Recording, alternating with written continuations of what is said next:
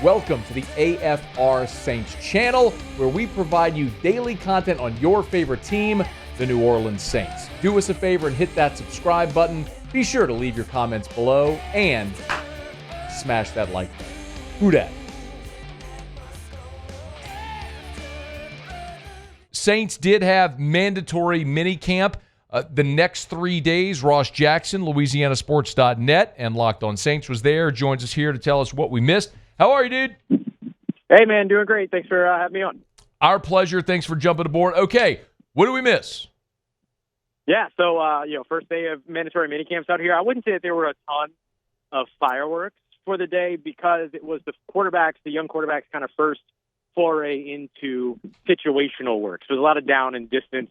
Taking what the defense gives you, knowing that you've got another down in your pocket, all those other things. But I think one of the biggest takeaways for me coming out of this practice is that literally everyone was here. There was no one missing. Taysom Hill was out here. He wasn't participating, but he was off to the side. There was not a single player on the 90-man roster that we did not see. So that's a or I guess I should say 88-man roster. And then they also had two tryout guys, and Shane Lemieux, who was with the team last year, offensive lineman, as well as running back Cam Akers.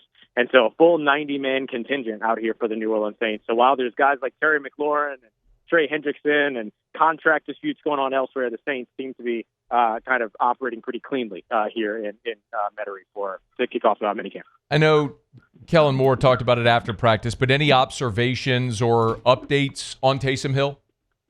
Yeah, I think I tried to badger him a little bit about it because seeing him out there, we didn't see any kind of brace or anything on him, and so that seems to be pretty good progress. A little bit non-committal in the idea of like, hey, yeah, he's going to be back for training camp or anything like that. I asked pretty blatantly, like, is there a chance that he's back for training camp? Is that a part of the timeline? Wouldn't commit to that. The timeline, it seems like, is still unfolding, if you will, but they believe that he's kind of on track for what their expectations are, but of course they're mum on what those expectations are. But nothing super surprising there. But good to see him out here, and certainly good not to see him in any type of assisted walking or any brace or anything like that. So good progress. Yeah, so Taysom Hill out there at Saints practice, which is really cool to see. A lot of pictures popped up from folks who were out there. Obviously, the quarterbacks are going to be central to all conversations. Yeah. Maybe, Ross, how this minicamp differs from the last 3 weeks of OTAs for those guys? Yeah, so Kellen Moore, I asked him about, what are you seeing from the quarterbacks now that maybe you didn't see during OTAs?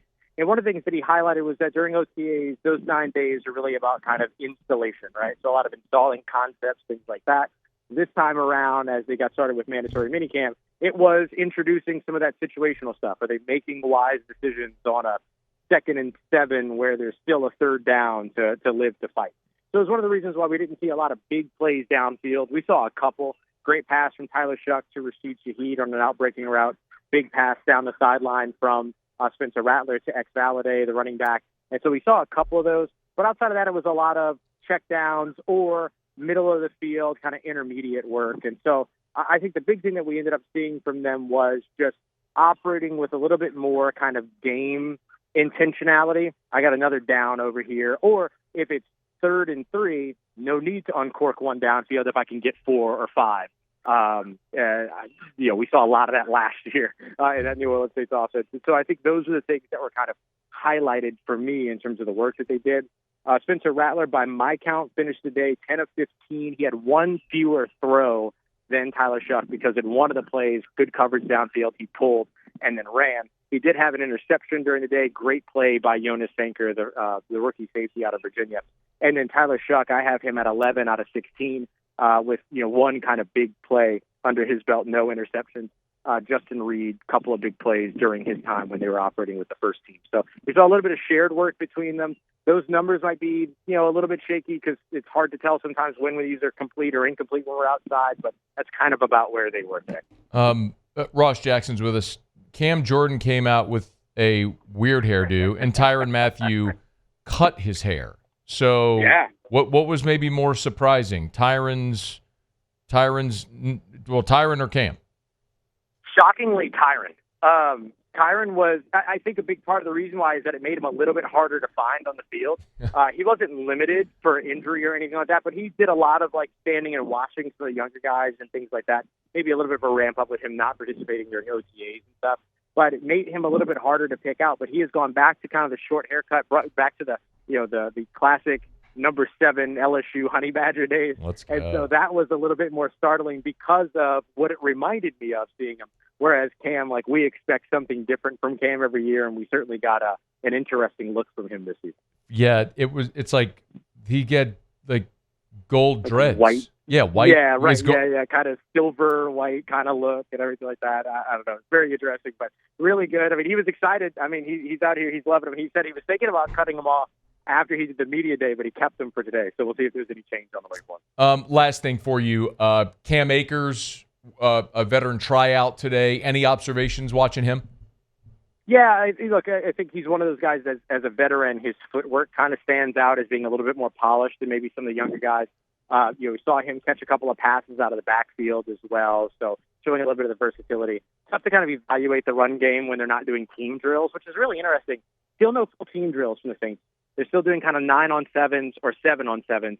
And so we'll see if that changes here during minicamp as it rolls along, or if they get to that or if they wait to get to all that during training camp. But for Cam, so not really a lot of opportunity for him to stand out through, the run game. But watching him during individual drills, running back drills and things like that, you can kind of just see a little bit of, what it is that has made him successful in the league because of how well he moves, how fluid he moves.